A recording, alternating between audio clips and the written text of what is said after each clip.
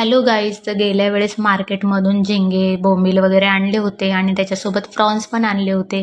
तर राहिले होते ते फक्त फ्रॉन्स. तर मग म्हटलं भाऊला, म्हटलं आज फ्रॉन्स बिर्याणी खाऊ वाटते मला आणि बनवायचा कंटाळा पण येतो. तर माझा भाऊ, मोठा भाऊ बोलला की जाऊ दे, मी बनवून चारतो तुला फ्रॉन्स बिर्याणी. तर मग माझ्या तर तोंडाला पाणीच सुटलं. मग काय विचार न करता मग म्हटलं त्याला, मी माझी तुझी हेल्प करायला पण येते, चल. आणि लगेच त्याने घेतलं बनवायला आणि त्याला तर एवढा उल्हास आहे ना स्वयंपाक बनवायचा, मला तर खूप आवडत होतं. आणि मस्त त्याने मसाल्यामध्ये अद्रक लसूणची पेस्ट, कांदा, टोमॅटो, पुदिना, कोथिंबीरची पेस्ट करून घेतली आणि एकदम फास्ट फास्ट करत होता. जशा बायका कसा हात चालवतात तसे एकदम फास्ट हात चालत होता. आणि मला असं वाटतं ना, बायकांपेक्षा माणसांच्या हातामध्ये जास्त चव असते.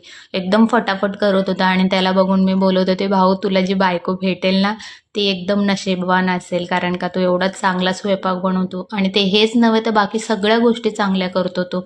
मस्त त्याने इथे कांदा ते परतवून घेऊन त्याच्यामध्ये मसाले टाकून, गरम मसाला टाकून, शाही बिर्याणी मसाला टाकून, लाल तिखट टाकून इथे परतवून घेतलं. आणि वास असा भारी सुटलेला होता ना. आणि मस्त त्याने फ्रॉन्स मॅरिनेट केलेले दहीमध्ये टाकून घेतले. आणि फ्रॉन्स जेव्हा भाजले होते ना त्याने एकदम क्रिस्पी करून घेतलेले. आणि ते बोलला भाजीमध्ये जाईल का तेव्हा ते नम होतील. आणि वास स्वतः पण घेत होता. आणि मस्त इथे मीठ टाकून लय भारी वास सुटलेला होता. आणि आमचा पार्टीचाच मूड झालेला पूर्ण. आता त्याने एवढं सगळं केलं तर कसं येईल, मग म्हटलं मी पण थोडीफार मदत केलीच पाहिजे ना त्याची.